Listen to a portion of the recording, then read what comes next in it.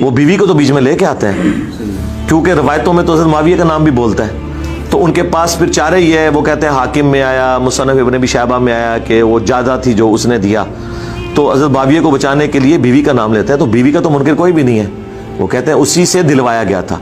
हाँ, दिलवाया किसने था इसके ऊपर वो इख्तलाफ करते हैं। तो हमें इससे कोई गर्ज नहीं है। हम ये कहते हैं कि हज़रत हसन शहीद हो गए।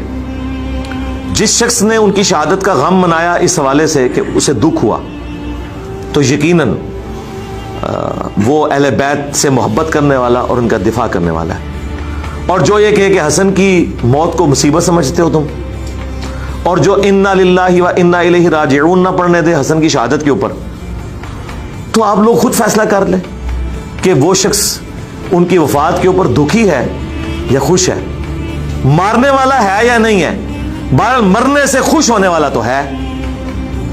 वो कौन है, और जैसा वो कहते हैं ना पीटीए वाले, वो कौन था। हाँ, और उसके जवाब में जो सलीम साफी साहब ने भी बड़ा प्यारा बनाया है, वो कौन था।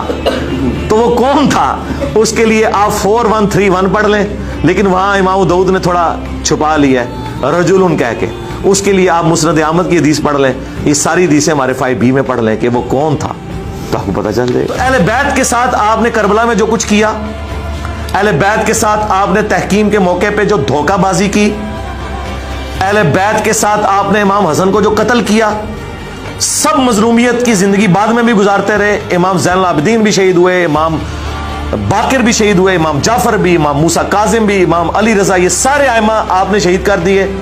इनको कोई हुकूमतें ना मिली बाद में आने वालों को, तो आप क्या समझते हैं कि ये काबिल रहम है? नहीं नहीं नहीं, ये अजमत वाले लोग हैं, इन्हें जरूरत ही नहीं आपकी, मुझे इनकी जरूरत है, इन्हें मेरी कोई जरूरत नहीं है।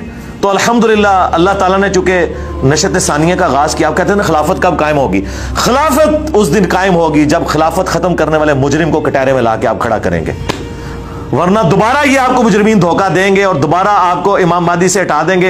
ये कहेंगे मादी हम वो मानेंगे जो बनु उमैया से हो। अहले बैत को तो इन्होंने उस जमाने में नहीं माना, बनु हाशिम के खलीफा को अली इब्न अबी तालिब को इन्होंने माना नहीं खानदानी दुश्मनी में। अब इन्होंने फातिमा की औलाद को कहां से मानना है? ये तो फातिमा की औलाद के कातिल हैं, तो इमाम मादी को इन्होंने कहां से मानना है? इमाम मादी को हमारे स्टूडेंट्स ने माना है। उन्होंने तो लैन ही नारा ला देना है कि सरकार आ जाओ, ऐडे को 4-5 बज गए जे मौलवी इन्होंने समझा दो, वैसे तो मर जाना, इन्हों की औलाद ही खत्म हो जानी इंशाअल्लाह। नासबियां दी इल्मी मौत भी होगी, फिजिकल मौत भी। देखे कुत्ते की तरह इनकी ट्रीटमेंट हो रही है। लोग सिर्फ 2812 लिख देते हैं, हदीस भी पूरी नहीं लिखते, तो इनकी चीखें आसमानों को लगती हैं। ये थोड़ी बात है। नंबर लगवा लिया। हाँ, मैं कहता हूं जी कि इमाम बुखारी अगर कब्र से निकले हैं तो ये पहली रिक्वेस्ट उनसे ये करेंगे 2812 कटो, और इमाम मुस्लिम कहेंगे 240 काट दो, और 4776 तो फौरन निकालें। हाँ ठीक है, इशारतन बातें हो रही हैं, पढ़ लियो खुद दिशा।